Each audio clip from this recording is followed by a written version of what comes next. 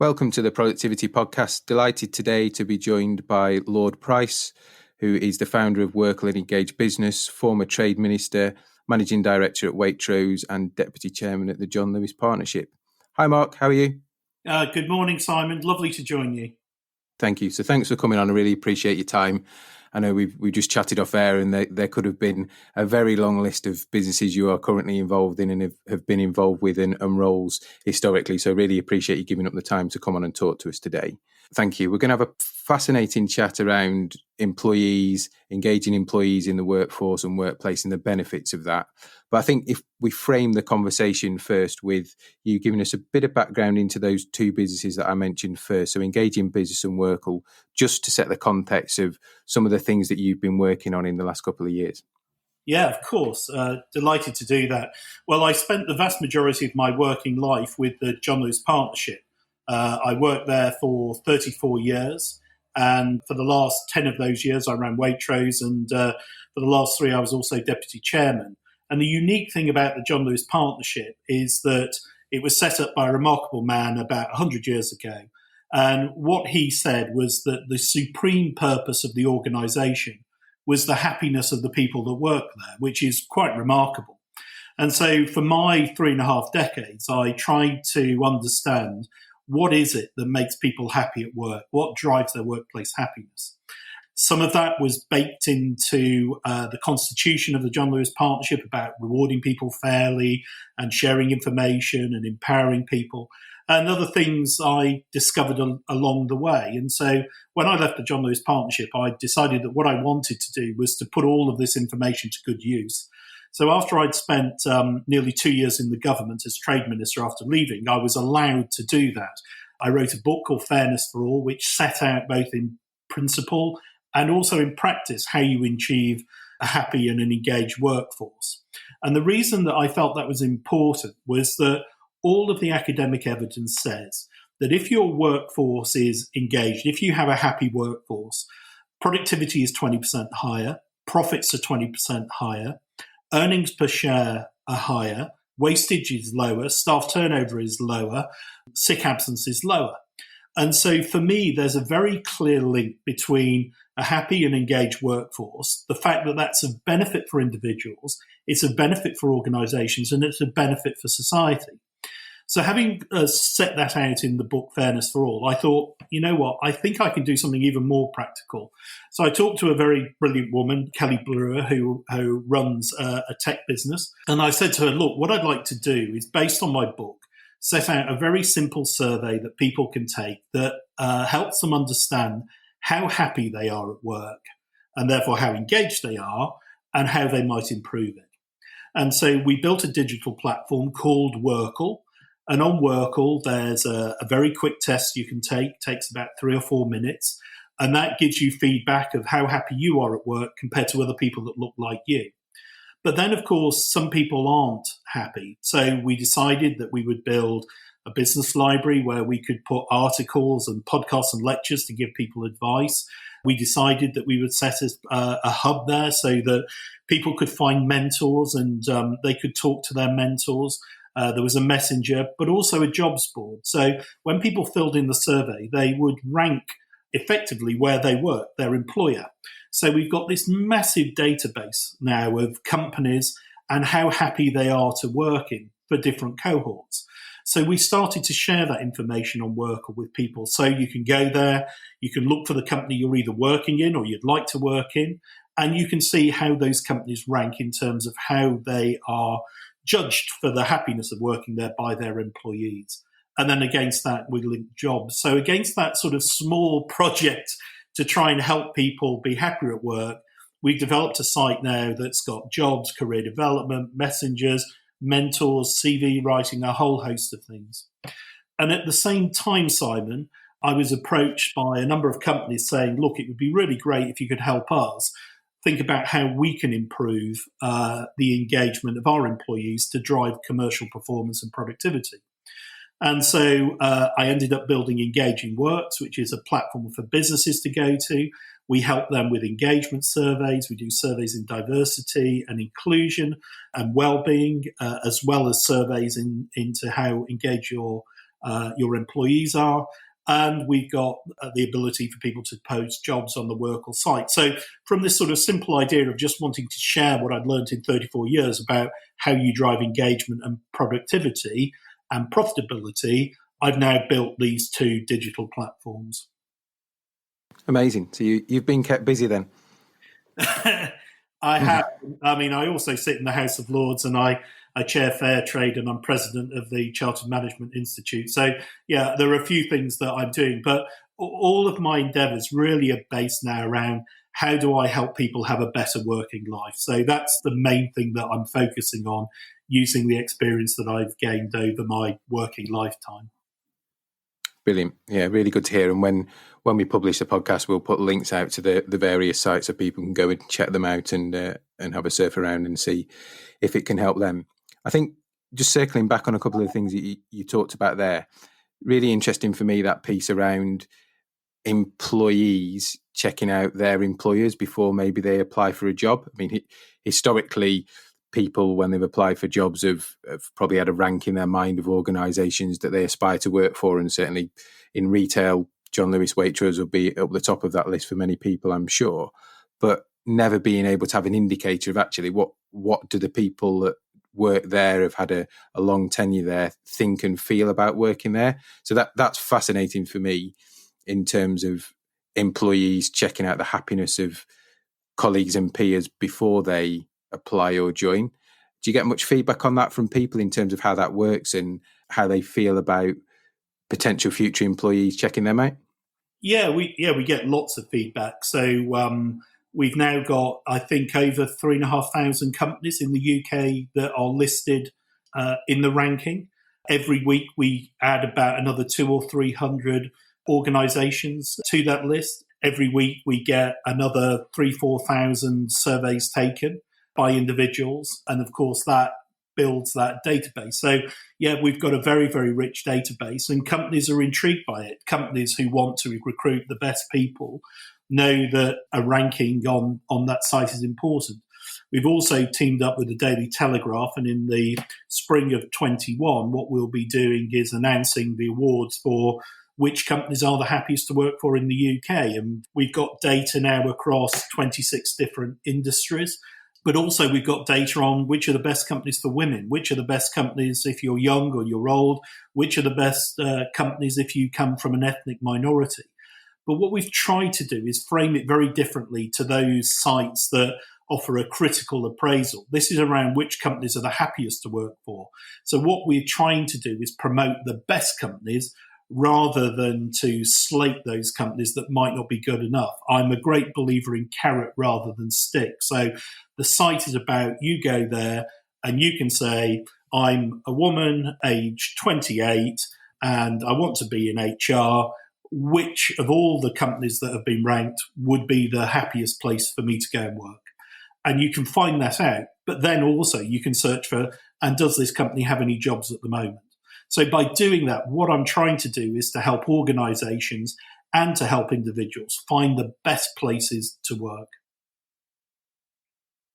And it's interesting because in the backdrop of current climate with COVID, with how the future may pan out, there's lots of talk around, unfortunately, potentially unemployment spiking to levels we've not seen in the last decade, certainly. Do you think that will start to change from an employee's point of view, the demands that they're placing on their employers, or actually does it bring the power back to the employer because the market to pick from is so vast? Well, I think the key thing is that irrespective of the number of people that are unemployed, you want to find somebody who is the best match for your organisation. So on Workle, we've got a career developer section of the site, and on there we have tests to discover what your personality profile is, what jobs therefore are going to be best for you. There's an EQ test, an IQ test. There's a career path test to work out which type of jobs is best going to suit you and your personality. And I'm a great believer in trying to encourage people to be as natural as they possibly can be at interview, so that you can work out if they're going to fit in with your company culture and organisation. So finding the right fit, I think, is critical. And that's probably even more critical through a time when we're economically challenged, where you want every single individual in the organisation firing. So I don't think the balance really changes for organisations who are looking for the best fit people to create the greatest amount of value for their organisation. And for those people that are employed, do you think the demands will start to change in terms of what they are requesting from their employers? We're seeing a big drive in apps or portals, a pull for more on-demand self-development where people can pick up and put down things that are important to them in their career development. Maybe not part of an appraisal or a performance development plan, but something that's really important to me that I would like to learn in a way I can pick up and put down, or maybe at a weekend if I'm free and I want to do it through an app again, I can pick up and put down. Are you seeing that kind of stuff start to come through a much more collaborative way and an employee-driven way of learning self-development in a world where it's their choice when and where they do it? Yeah, I think that working from home has had a huge impact on how organisations think about training and development. So exactly as you say, Simon, apps or courses that are delivered online or help people develop online are going to be hugely significant in the future. So before COVID, we had a gradual move of people working from home. Something like 5 million people would work from home. Now, of course, the figure's much, much bigger because people have been forced to work from home through COVID. Now, all of the research that we've done on Workle and for businesses on Engaging Business says that a lot of those people, over 60% of those people, are saying they do not want to go back to work in the same way that they did before, i.e. they don't want to be tied to an office desk 5 days a week. And what they would like is some flexibility. So about 20% of people say they're desperate to get back to the office. 20% say they never want to go back from the office. They want to permanently work from home. The remainder, the core, are saying, I want to do a couple of 3 days at home, a couple of 3 days in the office. Now, if you've got that massive shift, it's going to have a whole host of ramifications on office space, on commuting, on the providers of trains and buses, retail, on where you might eat out when you go to work, but also, as you're drawing out quite rightly, on how you're going to learn and communicate. And so we are entering a new world. I don't think we will go back to 100% the way we were before. So using and embracing technology to help people develop their career will become even more important. And it's interesting, we've touched on this in a couple of other podcasts. For me, having worked in big corporations like you, so working at Boots, for example, some of the magic happens in those, I'm showing my age now, chats by the photocopier, chats by the coffee machine, because you're in that office environment, you bump into people and you get some of that business done outside of a WebEx or an email. From an engagement point of view and a happiness point of view, do you think there'll be different things or different trends that will come through because there'll be less time we spend together in organisations and less of those kind of magic moments, I'll call them, where you bump into somebody and sort some big stuff out, or there's a spark of an idea which creates a brilliant business venture? It will be different as you're drawing out. So we had our Engaging Business annual lecture just a week or so ago, and the lecture was given by Andy Haldane, the chief economist of the Bank of England. He talked about the report that we published on working from home. And there's a couple of things I would draw out of that for your listeners. The first is that over the course of the last 6 months, we've seen that the scores on workplace happiness for people working from home are much higher than people in the workplace, about 8 percentage points higher. And there's virtually no area where they are not happier working from home. But there are differences. The younger cohort are only marginally happier than the older cohort, who are much happier.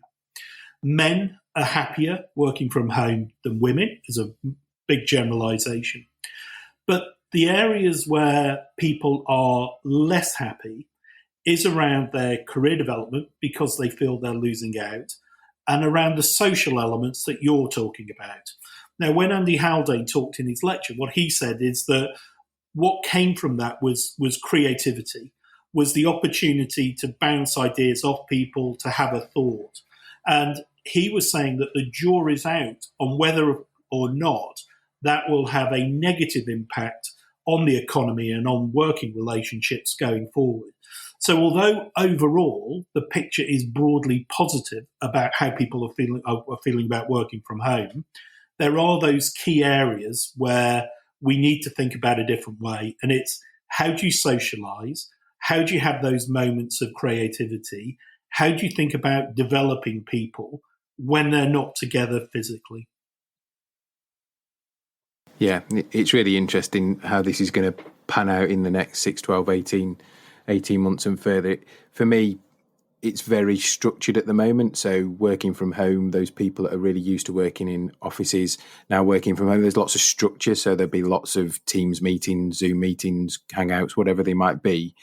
And it is that social piece, the development piece, that spontaneity of something being unplanned, which sparks something that actually doesn't tend to happen in a planned meeting, because there's a topic, you know who's attending, people come on, quick chat, and then you kind of straight down to business. So yeah, it's interesting. The stats are interesting, you've quoted, and again, I think it's the unknown, which is, as ever in the world, always the worry, but certainly that piece around spontaneity, social and personal development, which I think hopefully will sort themselves out in the world, but may take a bit of a nudge in various guises over the next 6 to 12 months as we really learn what people think and feel and how that impacts their productivity and happiness at work. In an interesting time, I think. We're all going to learn an awful lot, Simon, just as you said, and I don't think anybody knows the answers. The thing is, a lot of these things were happening anyway. So if you look at online shopping, it was growing by 1 percentage point a year from 2000. So it was 1% in 2000. By 2020, it was 20%. But over the course of the last 6 months with COVID, online shopping is now over 30% of total retail sales. Working from home is the same. There was a gradual increase every year. Slightly more people work from home or had a more flexible working relationship. All of a sudden, that's been exacerbated. So will it go back to what it was? Almost certainly not. Where will we be along that spectrum? I don't think anybody knows, but it's made people think differently about the balance they have between work and home, how they like to work, where they need the input of other people, where they're happy to work alone. So we're all learning new lessons. If you think about the new skills that we've all learned, I mean, doing Zoom calls, using technology in a way that we weren't doing before. I mean, Zoom was there pre-COVID, but now everybody's used to using all the different platforms to communicate. So we've all upskilled ourselves without really knowing it or thinking about it. We've all become far more tech savvy without really thinking about it. So what will that mean going forward, where we can now use these tools with far more confidence? And what impact will that have on the workplace? So these are all things that you're right to say we don't know about, but they are going to have an impact. They're going to have a big impact. A great example of tech savvy is my mum's learnt to use an iPad during lockdown. She does banking online now. She does Sainsbury's orders online now, and sometimes even the click and collect. So she goes and drives and gets it. And if I'd have said that to her 9 months ago, she would have said, "No, I can't do that. No way. Too complicated. Don't understand it." So that's the benchmark for me. And your old employer, Boots, if you look. Pre-lockdown, they were doing 750,000 prescription deliveries or a week. With lockdown, it's gone up to 1.5 million. So that's 750,000 people who were walking to their local high street, queuing for a prescription and taking it home, who are no longer doing that. So what does that mean for Boots? What does that mean for their prescription service? What does that mean for people going into towns, parking, doing shopping elsewhere? So if you think of that multiplied by every aspect in which technology is touching our life, the ramifications of what's happened are going to be significant. But they were trends that were happening. They've just all been sped up.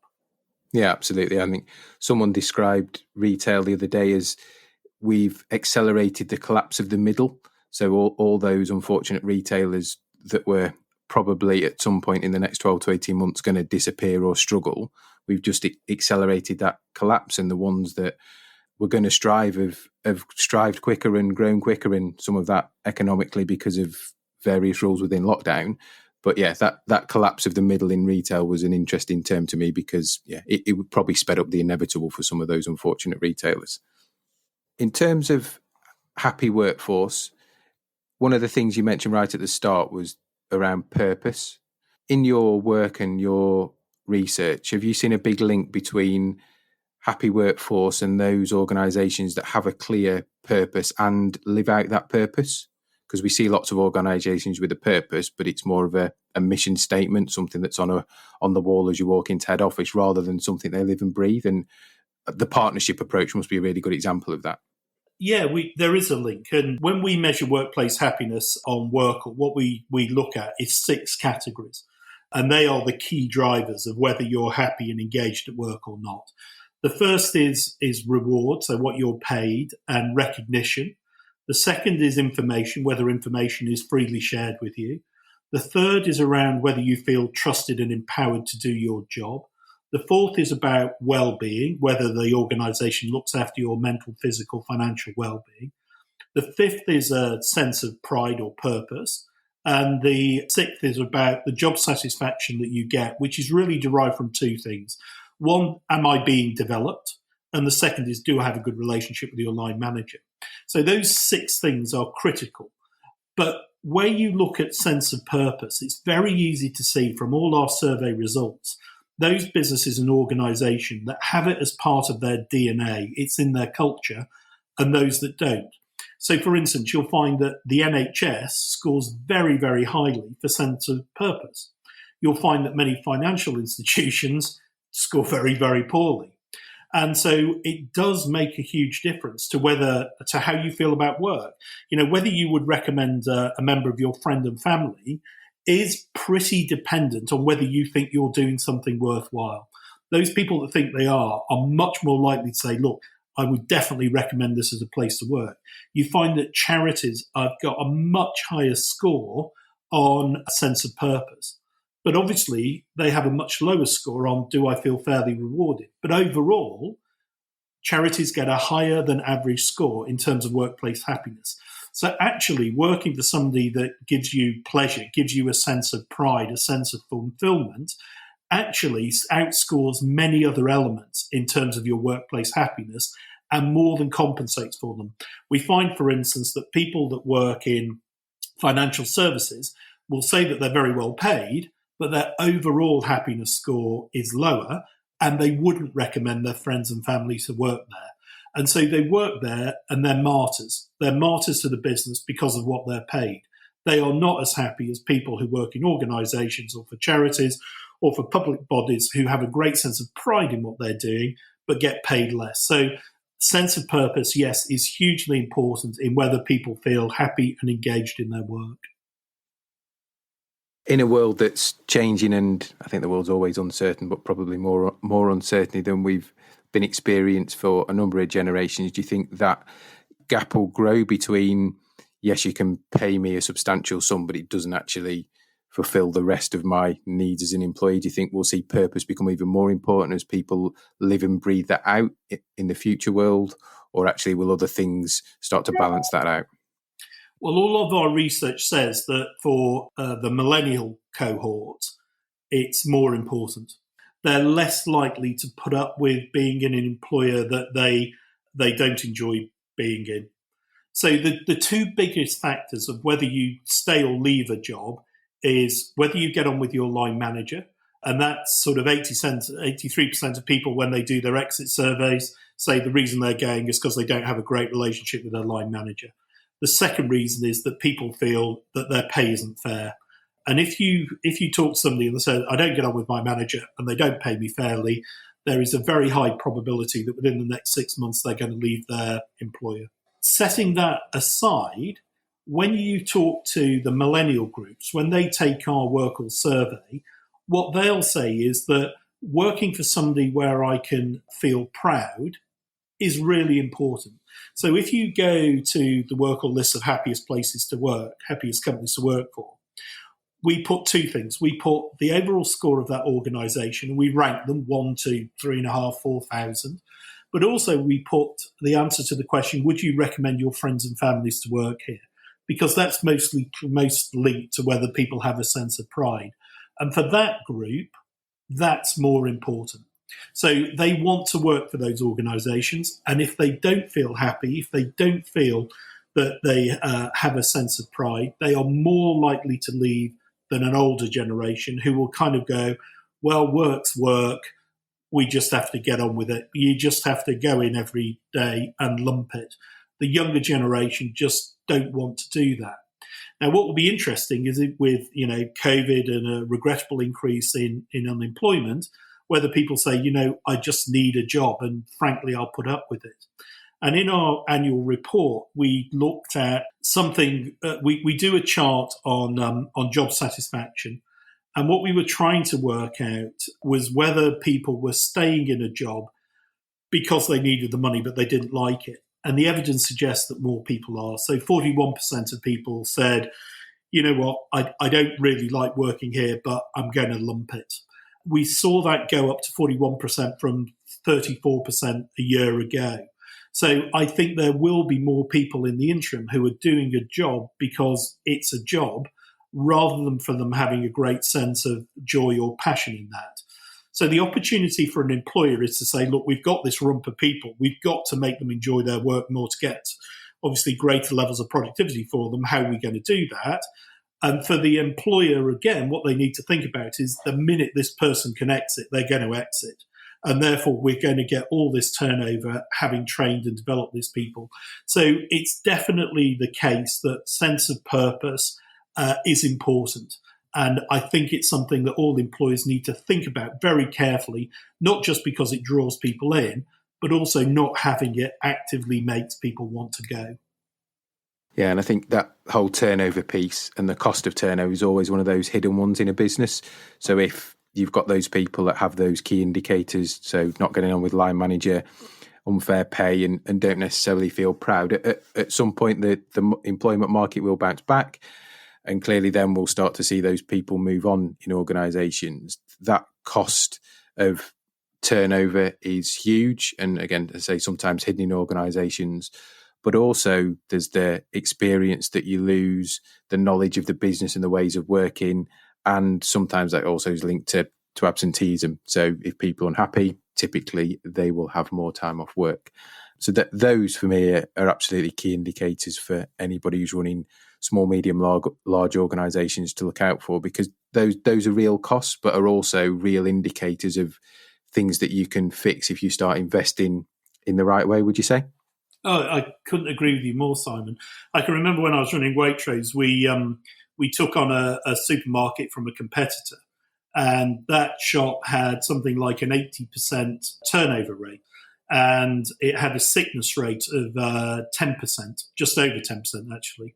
And within 6 months, we'd got the turnover rate down to 18%, and sick absence had gone to 2%. And the saving to the bottom line in that one supermarket of those improvements was £150,000. And also the people, because they weren't leaving, they weren't off sick, were better trained, customers got better service, and the sales went up as well. So there are real tangible benefits to making sure that you've got the right people working for you in the first place, and then making sure that those people stay with you, that you invest in them. And Richard Branson is a great believer of this. He's always had a people first policy because he thinks exactly the same as Speed and Lewis set out 100 years ago, that if you treat your people well, if your people are happy, they'll stay longer. If they stay longer, your customers will get better service. If your customers get better service, then they'll stay with you for longer and you'll be more successful and profitable over the long term. And I mean, I firmly believe that. Having spent 34 years in the John Lewis Partnership, I saw at first hand what happened if we took on a competitor shop. But also when we did our annual employee partner survey, it was no surprise to me that the best shops, i.e. the most profitable shops, had the highest levels of engagement, of happiness. Now, some people will say, well, that's a correlation, it's not causal. But whether it's a correlation or causal, it was true time and time again. And so by putting the focus on saying, look, you are going to get better results, if you can think about the happiness and the engagement of your people, and people did that, then surprise, surprise, they got better results. So that's what I'm trying to help businesses do now through Engaging Business, to understand the drivers of those things that make people happy and engaged at work, to help organizations measure it, and then to help them improve. Yeah, it's really interesting. And I suppose final point from me, when carrying on from that theme, when we do lots of our productivity studies and we do day in the life of store leaders and supervisors, assistant managers, all those different levels, it's really interesting when it comes back of actually how little time in most of those big organizations that we study, they spend with their people. Lots of time on admin, lots of time on KPIs reporting, not actually that much time with customers, and also not actually that much time with colleagues. There's a real trend we're seeing pre-COVID and now still for those big organizations to understand what is it that the leaders are doing. How can they digitize some of that, reduce some of that admin, stop the field leadership creating more reports and admin where somebody centrally can do it a lot quicker and a lot easier and a lot more accurately. But actually, how do you put that time back with colleagues? So how do you have more coffee chats and less probably staged 3-monthly, 6-monthly formal appraisals? How do you keep the conversation going naturally and probably more informally to get a better result? How do you get more time with customers? And back to the Boots example, the holy grail in Boots is how do you get the pharmacist to spend more time with customers and patients? Because they're the centre of knowledge. They're what the whole brand Jessie Boot built it around. You don't want them in the back dispensing tablets, because actually the more you get them in front of the counter with patients, the better advice they can give, the healthier the nation becomes. And again, there's then a whole knock-on effect to less people in the NHS, etc., etc. So it's really interesting that organisations have little information about what their leaders do, certainly around when it comes to how much time they spend with their teams, leading their teams, engaging their teams, developing their teams. And then there's clearly a secondary point about, well, what's the quality of those conversations? But it amazes me how they become largely doers rather than leaders. I completely agree with you, Simon. I mean, when I was the managing director of the John Lewis branches in Cheadle and High Wycombe, I made a point of trying to work from the shop floor. And when I ran Waitrose, I put service desks at the front of every shop, which was where I wanted the managers to work from, not from an office, on the first floor. I wanted them to see customers coming in. I wanted them to be able to see down the till line. I wanted them to have a feel for the business and the people.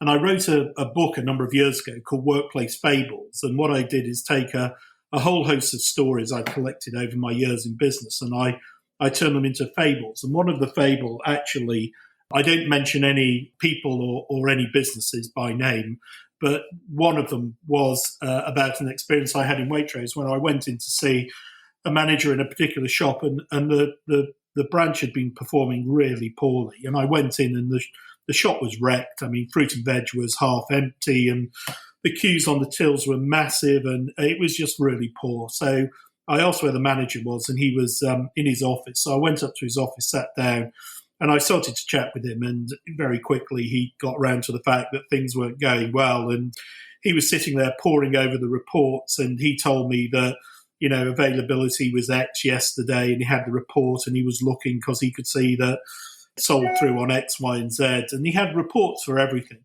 So and he was scratching his head and he was saying, look, the reports just keep getting worse and I don't know what to do. So I took him down to the shop floor and I said, look, come with me. And we walked to fruit and veg and I said, okay, your report said that you had a good day's sales on bananas.